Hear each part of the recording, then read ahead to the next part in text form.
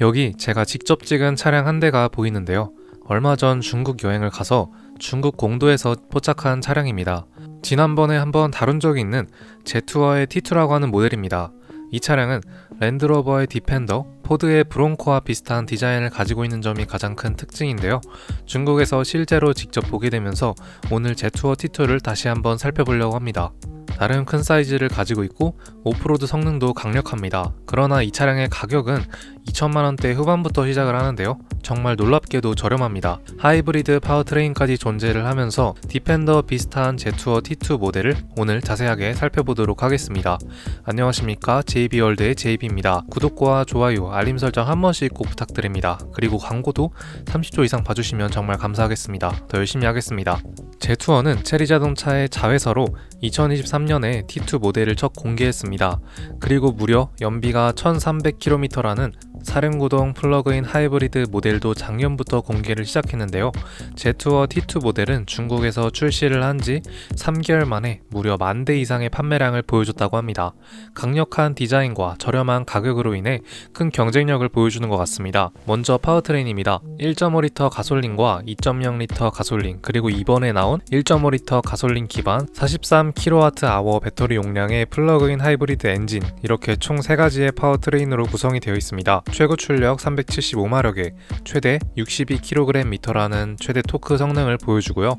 1회 충전 시 최대 주행 가능 거리는 무려 1300km를 주행할 수 있다고 합니다. 놀라운 주행거리죠. 국내 팰리세이드 하이브리드 모델도 겨우 1000m를 보여주는데 그보다 더한 연비 성능을 가지고 있습니다. 순수 전기로 주행을 해도 대략 206km를 주행할 수 있다고 합니다. 이번 플러그이드 하이브리드 모델은 사륜구동이 탑재가 되어 있으면서 7단 자동 변속기가 탑재가 된다고 하네요. T2 모델은 좋은 오프로드 성능도 보여준다고 합니다. 접근각도 28도, 이탈각도 30도, 최저 지상고는 220mm에다가 무려 700mm 정도의 도강 수치를 보여주는 오프로드 차량임을 확인할 수 있습니다. 스노우 모드, 스포츠 등등 총 7가지 주행 모드까지 제공이 된다고 하네요.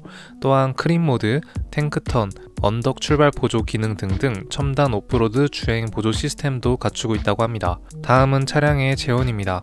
전장 4785mm, 전폭 2006mm, 전고 1875mm, 휠베이스 2800mm를 자랑합니다. 전장이 대략 4.8m 조금 안되는 수준으로 생각보다 그렇게 길지 않은 모습을 보여줍니다. 그러나 차량 디자인을 보면 알 수 있다시피 뒷부분에 스페어 타이어가 있기에 더 돌출이 되는데요. 저 부분까지 포함을 하여 4785mm이고 제외했을 경우에는 4612mm의 길이를 보여준다고 합니다. 전폭도 굉장히 넓은 차량에 전고와 휠베이스는 적당한 크기와 길이를 가지고 있네요. 트렁크 용량에 대한 정확한 수치는 없지만 2열을 홀딩했을 경우에는 최대 1494리터까지 확보를 할 수 있다고 합니다. 생각보다는 많이 넓지 않죠? 차량 크기가 작기 때문에 그런 것 같네요. 실내에는 15.6인치의 메인 디스플레이와 10.25인치의 디지털 계기판, 그리고 파노라마 선루프가 탑재가 되어 있어 전체적으로 심플한 실내 공간을 보여줍니다. 마지막으로 가격입니다. 앞서 말을 했다시피 2천만원대 후반으로 가격이 시작이 되면서 플러그인 하이브리드 엔진까지 적용을 하게 된다면 4천만원대 후반으로 가격을 볼 수 있습니다. 하이브리드 파워트레인이 적용이 되고 있지만 4천만원대 후반대라니 정말 저렴하게 가격이 형성이 돼 있죠. 확실히 중국에서 인기가 많은 이유를 알 것 같습니다. 자, 그러면 이제 사진 자료를 통해서 차량의 디자인과 공식 홈페이지를 통해 차량을 더 자세하게 살펴보도록 하겠습니다. 자, 차량의 전면부 디자인부터 확인할 수 있습니다. 이렇게 빨간 색상 차량이고요. 전면부 디자인을 보면은 정말 포드의 브론코가 생각이 나는 디자인이고, 언뜻 보면은 케이지 모빌리티에서 선보이게 될 코란도 후속 모델 차량과 조금 비슷한 느낌도 들기도 합니다. 이 헤드램프를 보면은 또 디펜더가 생각이 나는 디자인인 것 같기도 하고요. 이런 부분들이 굉장히 비슷합니다. 이렇게 일자로 되어 있는 헤드램프와 총 4가지 면을 가지고 있는 헤드램프 동그란 디자인으로 되어 있으면서 가운데는 제투어라고 쓰여져 있죠. 그릴 부분도 면적이 커 보입니다. 하단 부분은 오프로드 성능이 강할 것 같은 디자인으로 깔끔하게 마련이 되어 있고, 휠 가니쉬 위에 부분은 돌출이 되어 있는 모습으로 볼 수 있겠네요. 그리고 차량의 측면부 디자인도 확인할 수 있는데요. 특히 이 차량의 특징들은 차량 곳곳에 이렇게 형광 색깔 색상이 입혀져 있다는 게 큰 특징인데요. 저도 중국에서 이 차량을 발견했을 때 여기 루프렉 위에 구멍들이 형광색으로 되어 있어서 이 차량을 한 번에 발견할 수 있었습니다. 자, 이런 식으로 제가 이렇게 지나가면서 차량을 찍었죠. 이렇게 형광색으로 된 게 큰 특징이죠. 그리고 차량이 대략 4.8m 전장으로 가지고 있기 때문에 그렇게 커 보이지 않은 차량으로 볼 수 있겠습니다. 그리고 이 앞쪽에 있는 차량도 있는데요. 이게 어떤 차량인지는 모르겠습니다. 그때는 디펜더일 줄 알았는데 살짝 모양이 좀 다르더라고요. 어쨌든 이렇게 오프로드 느낌이 나는 차량도 중국에서 많이 좋아하는 것 같습니다. 뒤에는 또 디스커버리 차가 또 있네요. 그리고 차량의 후면부인데요. 전면부랑 비슷하게 이런 네모나게 되어 있는 리어램프가 차량에 탑재가 되어 있죠.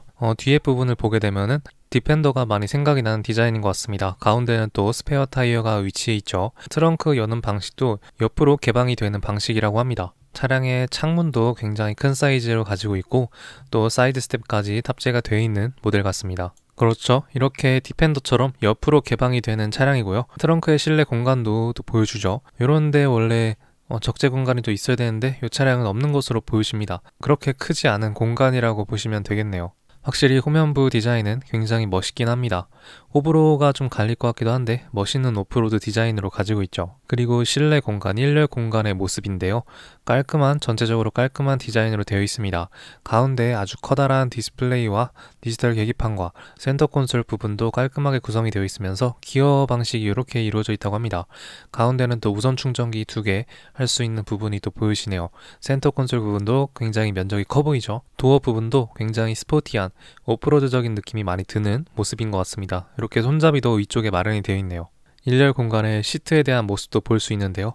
창도 네모네모하게 크죠.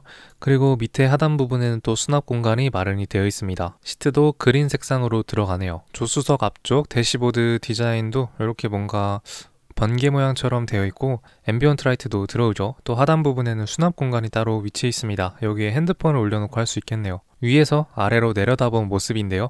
5인승 차량으로 보시면 되겠습니다. 차량이 그렇게 큰 차량이 아니기 때문이죠. 센터 콘솔 쪽 부분에 대한 모습인데요.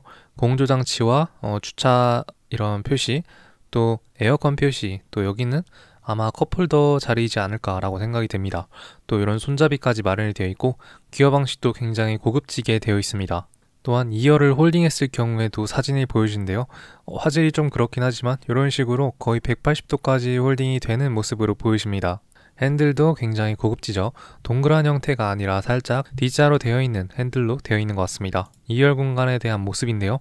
2열 공간은 뭐 그냥 무난한 공간으로 보여지고 전고도 확실히 높은 차량이기 때문에 아주 넉넉한 헤드룸을 보여주는 것 같습니다. 파노라마 선루프까지 들어가고요. 마지막으로 플러그인 하이브리드 모델이기 때문에 전기 충전하는 모습으로 볼 수 있겠습니다. 자, 그러면 이제 공식 홈페이지에서 차량의 특징들을 조금 더 살펴보도록 하겠습니다. 자, 차량 홈페이지에 들어왔습니다. 이렇게 차량이 도강하는 모습도 보여주죠. 앞서 언급을 했다시피 대략 700mm까지의 도강을 할 수 있다고 합니다. 차량의 색상인데요. 차량 색상은 총 6가지로 구성이 되어 있습니다. 블랙부터 화이트, 이렇게 약간 샌드 모드, 또 회색깔, 파란 색깔, 화이트까지 구성이 되어 있는데요.